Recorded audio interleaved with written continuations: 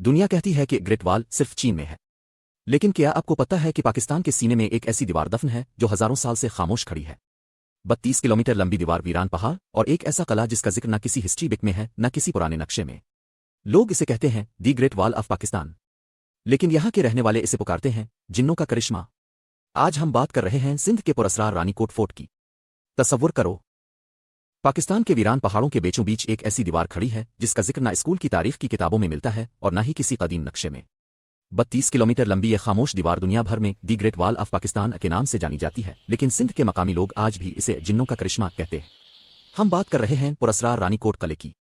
ये सिर्फ एक किला नहीं, दुनिया का सबसे बड़ा किला है, इतना अजीम कि इसकी दीवारें पहाड़ों के साथ साथ सांप की तरह चलती है।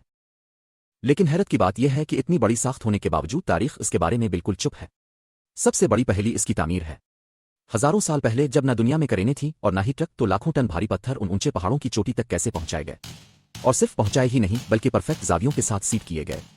कुछ मौरखीन इसे 200 साल पुराना कहते हैं, लेकिन जदीद तहकीक और कार्बन डेटिंग बताती है कि इसकी बुनियादें हजारों साल पुरानी हैं, यानी टाल पर हुक्मरानों ने शायद सिर्फ इसकी मरम्मत की थी। तो फिर असली मेमार कौन थे? क्या ये सिकंदर आजम का दौर था या फिर कोई ऐसी कौम जो आज दुनिया से मिटा दी गई है? रानीकोट के अंदर एक जगह है परियों जोतर, यानी परियों का तालाब।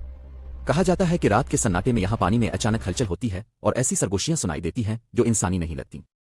मकामी लोग यकीन रखते हैं कि यह किला कभी खाली नहीं रहा और यहाँ आज भी वो मखलूकात बसती हैं जो आम आंख से नजर नहीं आती। मगर सबसे बड़ा सवाल ये नहीं कि इसे किसने बनाया, बल्कि सवाल यह है कि किससे बचने के लिए बनाया गया। यह न क्या ये बाहर वाले दुश्मन से हिफाजत के लिए था या फिर अंदर किसी चीज को कैद रखने के लिए। रानीकोट आज भी खामोश खड़ा अपने सीने में हजारों साल पुराने राज छुपाए हुए है।